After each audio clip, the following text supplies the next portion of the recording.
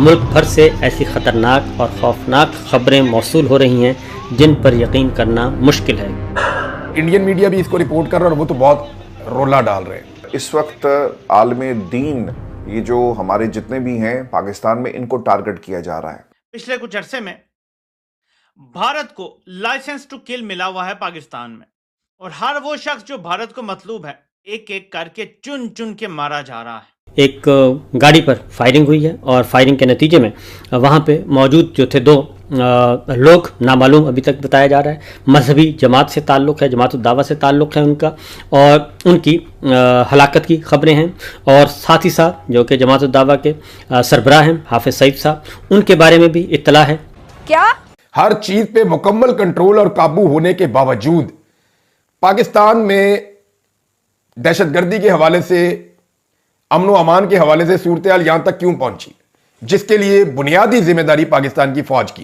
جے ہند دوستوں، نمسکار، آپ سبھی کا بہت بہت سواگت ہے۔ اور دوستوں، اس وقت جو خبر چل رہا ہے وہ بہت بڑا خبر ہے کہ حافظ سعید کو شاید جو ہے ٹھوک دیا گیا ہے۔ دیکھو، ابھی بھی ہم جو ہے شاید ورڈ کا استعمال کر رہے ہیں کیونکہ ابھی کنفرم نہیں ہے، لیکن جو ویڈیوز سوشل میڈیا پہ چل رہی ہیں جو میں یہاں دکھا تو نہیں سکتا، لیکن اس کو دیکھ کر تو ایسا لگ رہا ہے کہ حافظ سعید بھی جو ہے وہ مارا گیا ہے۔ لیکن خیر، اس کا جو دائنا ہاتھ ہے فیضل ندیم عرف ابو قتل جو ہے، اس کا قتل کر دیا گیا ہے انون گن مین کے دوارا۔ ابھی انون گن مین کون ہے کسی کو نہیں پتا، لیکن پاکستانی اس وقت پگلائے ہوئے ہیں ابھی اس کے اوپر، کیونکہ آئی ایس پی آر نے پوری پاکستانی میڈیا کو چپ رہنے کو کہا گیا ہے، تو کسی کے اندر ہمت تو نہیں ہے کہ اس خبر کو لیک کرے۔ لیکن ہاں، جو ایکس کے اوپر جو اشارے دیے جا رہے ہیں اس کو دیکھ کر بالکل یہ لگ رہا ہے کہ حافظ شہید کو بھی ٹھوکا گیا ہے فیضل ندیم کے ساتھ ساتھ۔ پاکستانی میڈیا کیا کہہ رہے ہیں، کچھ پترکار جو اس کے اوپر ریئیکشن دے رہے ہیں، وہ کیا ہے پہلے فٹافٹ دیکھتے ہیں، آگے باقی بات کریں گے۔ دوستوں، ویڈیو کو لائک کرنا ہے اور کامنٹ کر کے بتانا ہے آپ کو کہ آپ کو کیا لگتا ہے۔ رمضان المبارک کا مہینہ،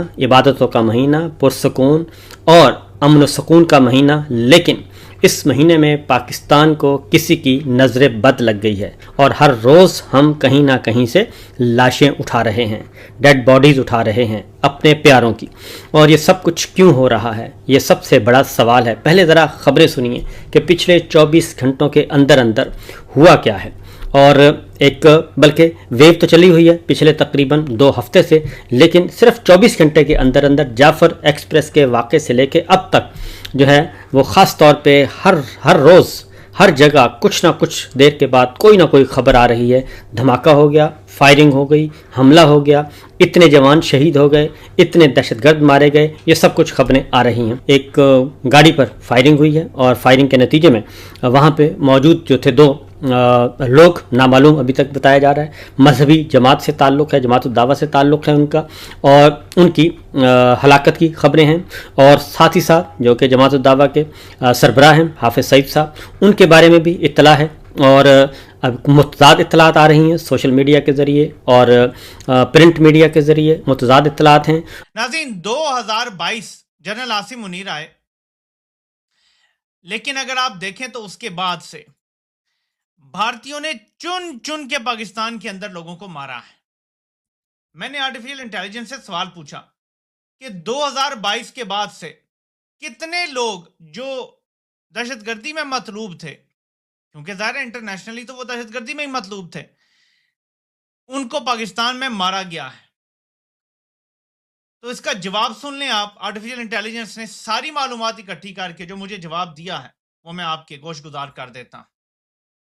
لکھتا ہے کہ 2022 سے اب تک تقریباً 20 لوگ جو انڈیا کو مطلوب تھے، پاکستان میں انہیں گولیاں مار دی گئی ہیں۔ منگلا بائی پاس کے قریب موٹر سائیکل سواروں کی ویگو ڈالے پر فائرنگ سے 2 افراد جاں بحق اور ایک شدید زخمی ہوا۔ لاشیں اور زخمی سول ہسپتال جہلم کی بجائے پوسٹ مارٹم کے لیے راولپنڈی منتقل کی گئی، اور ذرائع کے مطابق مقتولین کا تعلق جماعت الدعوہ سے ہے۔ اور جو ٹویٹ سمیرہ خان نے کی اس میں نے کہا کہ big news is coming from Jhelum about Hafiz Saeed. ابھی دیکھنا یہ ہوگا کہ ان کا یہ کہنے کا کیا مقصد تھا۔ بعض لوگوں نے اس کے اوپر ضرور لکھا، میں اسپیکولیٹ نہیں کر رہا، میں صرف آپ کے ساتھ جو اس وقت ڈسکس ہو رہا ہے وہ شیئر کر رہا ہوں کہ حافظ سعید صاحب تو جی لاہور میں تھے، لوگوں نے سوال بھی کیا، تو اب دیکھتے ہیں کہ اس حوالے سے کس قسم کی رپورٹ آتی۔ کچھ خبریں ہیں کہ جی وہ زخمی ہیں، کچھ خبریں ہیں کہ وہ محفوظ طریقے سے پہنچ چکے ہیں، وہ لاہور میں ہیں اور ان کو نہیں آئے۔ البتہ ان کے بھتیجے جو ہیں وہ اس فائرنگ میں مارے جا چکے ہیں, شہید ہو گئے ہیں, قتل ہو گئے ہیں, جو کچھ بھی آپ کہہ سکتے ہیں یہ فائرنگ کے نتیجے میں, اور یہ سب کچھ ہو رہا ہے. ایک چیز حامد میر صاحب نے کچھ دن پہلے اپنے کالم میں لکھی تھی کہ آنے والے دنوں کے اندر جو علماء کرام ہیں اور پھر جو مذہبی شخصیات ہیں انہیں نشانہ بنایا جائے گا. آپ نے دیکھ لیا کہ ایک شخصیت کو کے پی میں نشانہ بنایا گیا, اس کے بعد اس سے پہلے بھی ہم نے اور بھی لوگوں کو نشانہ بنتے ہوئے کے پی کے اندر دیکھا. تو اس میں ایک تیزی آ گئی ہے, ہماری جو مذہبی شخصیات ہیں انہیں ٹارگٹ کیا جا رہا ہے. دیکھیں, پاکستان کے اندر بھارتی انٹیلیجنس ایجنسیز نے اپنے ٹارگٹس تو اچیو کیے ہیں. مختلف ایسے ایلیمنٹ جن کو بھارت اپنے خلاف سمجھتا تھا ان کا قتل عام کیا گیا پاکستان کے اندر. خالستان کے ساتھ جڑے ہوئے کچھ لوگ, ان کا قتل کیا گیا پاکستان کے اندر. پھر بھارت نے جو ٹارگٹ اپنے اچیو کرنے ہیں پاکستان میں, وہ وقتاً فوقتاً وہاں پہ ان کے اخبارات, ان کے ٹی وی بتاتے ہیں کہ فلاں بندے کو بھی گھس کے مار دیا, بھارتی انٹیلیجنس کی بڑی کامیابی ہے. کچھ 20 کے قریب ٹارگٹس کے بارے میں خبریں بھی چھپی تھی کہ بھارت نے پاکستان کے اندر یہ ٹارگٹس اچیو کیے ہیں. تو پاکستان کی انٹیلیجنس ایجنسیز نے کاؤنٹر کرنا ہے نا بھارتی انٹیلیجنس ایجنسیز کو. اگر وہ پاکستان کے اندر اپنے ٹارگٹ اچیو کر رہے ہیں اور پاکستان میں دہشت گردی بھی بڑھتی چلی جا رہی ہے, تو یہ ایک بڑا سوالیہ نشان ہے ان کی کارکردگی کے اوپر. اور اس کا جواب تو پھر پاکستان کے ادارے ہی دے سکتے ہیں, ہم تو نہیں دے سکتے. آپ کو صرف یاد دلانا چاہتا ہوں کہ جب بھی پاکستان نے بھارت کے ساتھ مذاکرات کی کوشش کی ہے, بھارت نے ایک ہی مطالبہ رکھا ہے کہ یہ لسٹ ہے بندوں کی, یہ ہمارے حوالے کر دو تو پھر آگے بات چیت ہوگی. جبکہ پاکستان کا مدعا تو بہت بڑا تھا, ہمارا مدعا کشمیر تھا, لیکن ہم نے اس پہ کمپرومائز کیا اور بھارت کی ساری باتیں مان لیں, کیونکہ ایک نیو ورلڈ آرڈر ہے جس کے تحت پاکستان نے بھارت کی بالادستی تسلیم کر لی ہے. لیکن معاملات اب اس سے کچھ آگے بڑھ چکے ہیں. اب ہمارا ایک ادارہ جو خود کو مختار کل سمجھتا ہے, وہ پوری طرح سے بھارت کی غلامی کر رہا ہے, اور پاکستانی عوام کو بھارت کے زیر اثر دے دیا گیا ہے. پوری قوم اس ٹائم بھارت کی غلام بنی ہوئی ہے. اور بات سمجھ بھی آتی ہے کہ جب سے خاص طور پہ جنرل عاصم منیر نے ٹیک اوور کیا ہے, بھارت کی طرف سے پاکستان کے خلاف سخت بیان بازی بند ہو گئی ہے. کیا کسی پاکستانی آرمی چیف کو بھارت نے کبھی اتنا زیادہ